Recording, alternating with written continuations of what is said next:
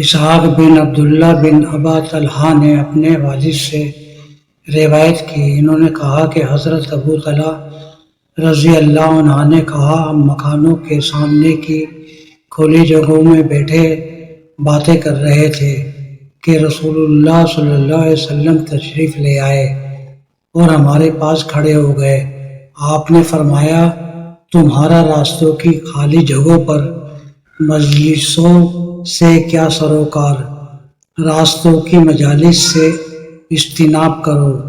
ہم نے کہا، ہم ایسی ہی باتوں کے لیے بیٹھے ہیں جن میں کسی قسم کی کوئی قباحت نہیں، ہم ایک دوسرے سے گفتگو اور بات چیت کے لیے بیٹھے ہیں۔ آپ نے فرمایا، اگر نہیں رہ سکتے تو ان جگہوں کے حق ادا کرو، جو یہ ہے آنکھ نیچی رکھنا، سلام کا جواب دینا اور اچھی گفتگو کرنا۔